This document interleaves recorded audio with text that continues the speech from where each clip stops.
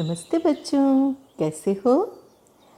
अब तो आपकी छुट्टियां पूरी होने आई है ना। और अब तो स्कूल भी शुरू होने वाले हैं। तो मैंने सोचा कि चलिए स्कूल की छुट्टियां ख़त्म हो जाएं और आपके स्कूल फिर से शुरू हो जाएं। उसके पहले एक आखिरी कहानी और ये कहानी एक ऐसे व्यक्ति के विषय में है जो बहुत प्राचीन काल में हुआ था और उसे भारत की सभी भाषाओं की मातृभाषा यानी जो सभी भाषाओं की माता है, ऐसे संस्कृत के लिए उन्होंने बहुत कार्य किया था। और वे थे महाआचार्य, उन्हें कहा जा सकता है या उन्हें ऋषि भी कहा जा सकता है। तो ऋषि पाणिनि ये संस्कृत के बहुत बड़े ज्ञाता थे और इन्होंने संस्कृत के लिए बहुत सारा काम किया है। तो जो ये ऋषि पाणिनि थे, ये बचपन से ऐसे होशियार नहीं थे। आपको जानकर के आश्चर्य होगा जब आप इनके पूरे जीवन के विषय में समझेंगे। तो जो महर्षि पाणिनि थे, उनका जन्म जो है वो कहाँ हुआ था पता है। पहले ना भारत, आप जानते हो कहाँ तक था। पहले भारत जो है वो अफ़गानिस्तान तक माना जाता था। तो उस समय के शलातूर गांव में हुआ था। ये शलातूर गांव कहाँ है, तो काबुल नदी और सिंधु नदी का जो संगम है उससे थोड़ी दूरी पर है। तो यानी कह सकते हैं कि आज के लाहौर पाकिस्तान से कंदहार जाने के मार्ग पर ये गांव पड़ता है। और पाकिस्तान में ये गांव है जहां इनका जन्म हुआ था। और इनके पिता बहुत बड़े संस्कृत के ज्ञाता थे। उनका नाम था पाणिनि। तो पाणिनि और उनकी माता का नाम था दाक्षी। तो पाणिनि पिता का नाम था, दूसरा पिता का नाम शलांक भी कहा जाता है। अब क्या है ना, बहुत प्राचीन काल की बात है। उन्होंने संस्कृत के लिए काम तो बहुत किया, लेकिन उन्होंने थोड़े ही अपने जीवन के विषय में कुछ लिखा। आजकल लोग अपने विषय में अधिक लिखते हैं, बाकी का फिर जो भी ज्ञान हो सो हो। लेकिन उस समय में लोग ना सबके लिए बहुत कार्य किया करते थे। बहुत उदात्त दृष्टिकोण होता था। अब मेरा क्या है, ऐसा वो सोचते थे। मेरे बारे में क्या जानना। तो जो जानना है वो कार्य, और जो जानना है वो क्या जानना है, वो विषय के ऊपर उनका अधिक भार रहता था। तो उनके विषय में ऐसे कोई उनका जीवन चरित्र तो नहीं है, लेकिन जो भी बातें उपलब्ध हैं उन बातों पर से आज की हमारी कहानी प्रेरित है, कह सकते हैं, या उस पर आधारित है। तो जो महर्षि पाणिनि थे, पाकिस्तान में उनका जन्म हुआ था, आज के पाकिस्तान में। और उनकी पिता की मृत्यु जो है वो बहुत कम उम्र में हो गई थी। वो काफ़ी छोटे थे, उसी समय उनके पिता की मृत्यु हो गई थी। तो पिता बहुत होशियार थे, विद्वान थे और बहुत उनका नाम था। लेकिन पिता की मृत्यु हो गई। ब्राह्मण थे, तो ब्राह्मण तो कभी बहुत धनवान होते नहीं हैं, है ना। क्योंकि उनका तो कार्य ही होता है कि शिक्षा देना और फिर गुरु दक्षिणा में जो मिले उसी से अपना कार्य चलाना। तो वे बहुत अमीर तो नहीं थे, धनवान तो नहीं थे। अब जब पिता की मृत्यु हो गई तो माता दाक्षी और उनके पास उनका बेटा पाणिनि। अब इस पाणिनि को किसी तरह से उन्होंने धीरे धीरे, मतलब अपना जैसे भी बना, गरीबी में उन्होंने बड़ा किया। अब जब उनकी आयु 10-12 साल की हुई तो उस समय की जो प्रथा थी उस हिसाब से उन्होंने उसे गुरुकुल में भेजा। पाणिनि जो थे उनकी ना बचपन में ऐसे क्या बोल सकते हैं, गुण ग्राहकता, या कह लो कोई चीज़ सीखना, ग्रास्पिंग पावर जिसको आज हम कहते हैं, तो वो ना ग्रास्पिंग पावर उनकी उतनी अच्छी नहीं थी। तो वो कोई भी चीज़ उनको सिखाई जाए तो वो झट से नहीं सीख पाते थे। तो बहुत मंद गति से सीखते थे। तो कई शिक्षकों का ऐसा मानना था कि ये तो कभी कुछ नहीं सीख पाएगा, संस्कृत तो बिल्कुल भी नहीं।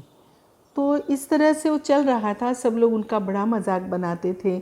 उनके जो सहपाठी थे वो उनका बड़ा मजाक उड़ाते थे। अब गुरुकुल में रहते थे, माता तो उनके पास थी नहीं, लेकिन माता का बड़ा विश्वास था अपने पुत्र पर। वो कहती थी कि तुम भी अपने पिता की तरह बहुत बड़े संस्कृत के विद्वान बनोगे, और देखो मैं तुम्हारा इंतज़ार करूँगी, तुम गुरुकुल से बहुत अच्छे से पढ़ करके और बहुत बड़े विद्वान बनकर लौटना। अब ये बात जो थी ये पाणिनि के मन में तो थी, लेकिन कर नहीं पाते थे। तो जब उनके जो सहपाठी थे वे मजाक उड़ाते थे, शिक्षक भी कई बार उनका मजाक उड़ा देते थे, तो उनको बड़ा बुरा लगता था। लेकिन क्या करते, एक बार ऐसे ही उद्विग्न निराश से पाणिनि गुरुकुल से निकल करके अपनी सारी पढ़ाई हो गई थी, पढ़ाई से मतलब उस दिन की पढ़ाई हो गई थी, कार्य भी जो गुरुकुल में था वो सब हो चुका था उनका। तो वो ऐसे ही निराश से वहाँ से निकल गए, पास के गांव तक गए। पास के गांव में वहाँ एक कुआं दिखा उन्हें, तो मन में तो ऐसे आया कि मैं किसी काम का नहीं हूँ, इस कुएं में कूदकर क्यों न मैं अपनी जान दे दूँ। वे ऐसे ही चलते हुए कुएं के पास तक पहुँचे। तो कुएं के पास पहुँचे और वहाँ पर एक वो नहीं होती है, क्या बोलते हैं उसको, गिर्री सी, मतलब गोल, जिसके ऊपर से रस्सी बांध करके और पानी निकाला जाता है ना, पुली कहते हैं इंग्लिश में उसे। तो वो ऐसी वो लगी हुई थी जिस पर से महिलाएं जो है वो पानी भर रही थी। तो ये उनको देखते रहे, पानी भरा जा रहा था। तो उनका अचानक ध्यान गया, तो उन्होंने देखा कि वहाँ पर जो कुएं का जो वो होती है ना, क्या बोलते हैं, किनारी होती है, जो पाल बनी होती है जिससे कोई कुएं में ना गिर जाए, तो उसके ऊपर ऐसे रस्सी घिस घिस करके शायद रस्सी का निशान बन गया था। तो उन्होंने वो देखा रस्सी का निशान, और वो निशान देख कर के उनके मन में प्रश्न आया, ये निशान कैसे बना होगा। तो उन्होंने वहाँ पे जो महिलाएं थी उनको नमस्ते करते हुए, प्रणाम करते हुए उनसे पूछा, काकी ये यहाँ पर ये निशान कैसा। तो उन्होंने कहा, अरे ये निशान, वो देख नहीं रहे हो, सब महिलाएं पानी भर रही हैं, रस्सी के घिसने से इसके ऊपर निशान बन गया है। तो उन्होंने कहा, अच्छा रस्सी पर घिसने से निशान बन गया, अच्छा, लेकिन रस्सी तो कोमल होती है, पत्थर तो कितना कड़ा होता है, तो रस्सी कैसे उसके ऊपर कोई निशान बना सकती है। तो महिला ने हंसते हुए जवाब दिया, बेटा रस्सी कोमल होती है, ये बात सही है, लेकिन जब रस्सी कई बार उसके ऊपर, पत्थर के ऊपर से घिसी जाए, तो फिर पत्थर के ऊपर भी वो अपना निशान छोड़ देती है। तो जैसे ही उन्होंने ये बात सुनी, तो एकदम उनके भीतर जैसे कोई बात चली गई, कोई उनको कुछ अलग ही बात समझ में आई, और फिर वो वापस लौट गए वहाँ से। बस उनके दिमाग में एक ही बात घूमती रही कि रस्सी जब कुएं की ऊपर पाली पर बने हुए जो पत्थर है उसके ऊपर इतना निशान बना सकती है, तो फिर मैं भी यदि बहुत अभ्यास करूं, बहुत मेहनत करूं, तो मैं भी निश्चित रूप से ज्ञान प्राप्त कर सकता हूं। तो उसके बाद में जो लौटा हुआ पाणिनि था वो एकदम बदल चुका था। उसके बाद में उन्होंने बहुत परिश्रम करना शुरू किया, क्योंकि उन्हें जल्दी से बातें याद नहीं रहती थी, इसलिए उन्होंने बार बार उसे पढ़ करके और उसे कंठस्थ किया, उनको समझा, और इस तरह से उन्होंने जो ज्ञान प्राप्त करना शुरू किया, और उस दिन से जो बदलाव आया, तो वो बहुत ही बड़े विद्वान बन गए संस्कृत के। और पढ़ते समय उन्हें ध्यान में आया कि वो भाषा में कुछ व्याकरण अच्छे से होना चाहिए, उस तरह का व्याकरण बना नहीं है। तो फिर जब उनका अभ्यास पूरा हुआ, और अभ्यास पूरा करते करते ही उन्होंने व्याकरण के कुछ नियमों की रचना की, और उसके बाद में धीरे धीरे करके और अध्ययन करते समय ही उनका एक शौक़ बन गया, क्योंकि उन्हें गांव में जा कर के एक नई प्रेरणा मिली थी। तो फिर उन्होंने क्या किया कि एक उनका ऐसे बोलते ना, एक शौक़, एक छंद, जिसे आप हॉबी कहते हैं, तो उन्होंने ना नई नई बातें इकट्ठा करना शुरू किया। यानी क्या कि वे ना गांव में जाते, लोगों से बात करते। और उस समय कैसा था, लोगों की भाषा संस्कृत ही हुआ करती थी, थोड़ी अपभ्रंश भाषा होती थी, बहुत शुद्ध संस्कृत नहीं होती थी, किंतु अपभ्रंश ही सही। उन्होंने घूम घूम करके गांव से, पुराने बूढ़े लोगों से, सब लोगों से पूछ करके उन्होंने ना एक ऐसा संग्रह तैयार किया कि जिसमें पुराने समय में कैसी कहावतों का उपयोग होता था, कैसे मुहावरों का उपयोग होता था, किन शब्दों का प्रयोग होता था और किन शब्दों का प्रयोग जो है वो अब कम हो चुका था, यानी उस समय में कम हो चुका था। ऐसे उन्होंने बहुत सारे शब्दों का संग्रह तैयार किया और पूरे शब्दों का संग्रह तैयार करने के बाद में उन्होंने, मतलब हम कह सकते हैं वो शायद दुनिया की पहली डिक्शनरी रही होगी जिसमें शब्द संग्रह था कि संस्कृत में इतने शब्द हैं। तो उस समय में उन्होंने इतने साल पहले, जानते हो ये कब के थे, इनका जन्म कब हुआ ये तो मैं बताना ही भूल गई। इनका जन्म ऐसे कहा जाता है कि ईसा पूर्व यानी बिफोर क्राइस्ट 600 साल पहले इनका जन्म हुआ था। तो यानी आज से हम कह सकते हैं कि 2600 से 2800 साल पहले हुआ होगा, क्योंकि इसमें बहुत सारे मतांतर हैं। लेकिन चलो हम एक मोटा मोटा पकड़ लें तो 2500 पौने 3000 साल पहले तो उनका जन्म हुआ ही था। तो उस समय उन्होंने डिक्शनरी बनाई। सोचिए कितने प्राचीन काल की बात है, उस काल में उन्होंने डिक्शनरी बनाई, बाप रे। और उन्होंने न केवल डिक्शनरी बनाई, उन्होंने व्याकरण के कुछ नियम बनाए, और मतलब नियम बनाए यानी व्याकरण को पूरा ऐसे एक क्या बोल सकते हैं, सही सिद्धांतों के अनुसार पूरी एक पुस्तिका बनाई। और वो पूरी पुस्तिका को बहुत अच्छी तरह से, यानी व्याकरण किसी को भी सीखना है तो यदि वो अष्टाध्यायी, इसके 8 अध्याय हैं इसलिए उसे अष्टाध्यायी कहा गया, तो उस ग्रंथ की यदि वो ये कर ले तो वो संस्कृत पूरी समझ सकता है। ये अष्टाध्यायी जो है वो पदों में लिखा गया है, और यदि इसको पढ़ा जाए और इसकी एक ऑडियो बुक बनाई जाए तो ये 2.5 घंटे में पूरी हो सकती है। किंतु अष्टाध्यायी जो इन्होंने 2.5 घंटे में पढ़ी जा सके, ऐसी जो इन्होंने पदों की रचना की और पूरे संस्कृत के ग्रामर के नियम उसके अंदर आ गए, वो सारे नियम यदि इंग्लिश में ट्रांसलेट करके लिखे जाएं तो आप जानते हो इसमें कितने पेजेस की आवश्यकता होगी। इन सारे पदों के ट्रांसलेशन के लिए 1200 से 1300 पृष्ठों की आवश्यकता पड़ेगी, यानी 1200 से 1300 पेजेस लिखे जाएं तब जा कर के अष्टाध्यायी जो है उसका अर्थ पूरा लिखा जा सकेगा।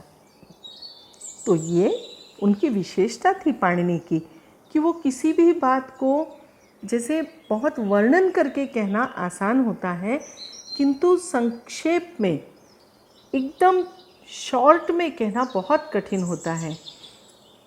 तो उनकी विशेषता ये थी कि उन्होंने इस तरह से किया कि देखो, यदि 2.5 घंटे में जो पढ़ा जा सकता है उसको फिर कंठस्थ करना भी आसान होगा, और एक बार आपको कंठस्थ हो गया तो आपको 2.5 घंटे की वो बात यदि कंठस्थ हो चुकी तो आपको पूरे संस्कृत के व्याकरण का ज्ञान हो जाएगा। तो सोचिए कितनी बड़ी बात है ना। तो उन्होंने ऐसे कई ग्रंथों का निर्माण किया, उन्होंने लिखा है, जिसमें से अष्टाध्यायी जो है वो सबसे प्रमुख है। इसके अलावा महाभाष्य, भक्ति विद्या, ऐसे कई चीज़ों की उन्होंने रचना की है।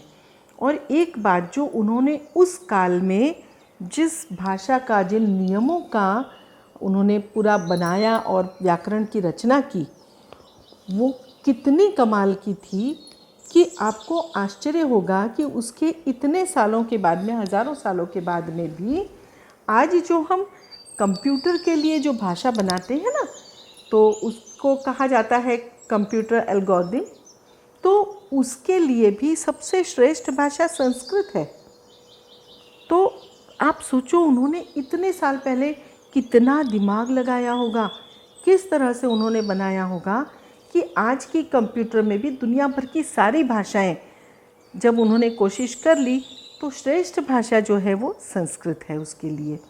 तो हो सकता है आज नहीं कल को जो कंप्यूटर का उपयोग करते हैं, विशेष तौर पे स्पेस में जाते हैं, क्योंकि स्पेस से जब कोई बात आती है ना तो आते आते शब्द उलट पलट हो जाते हैं।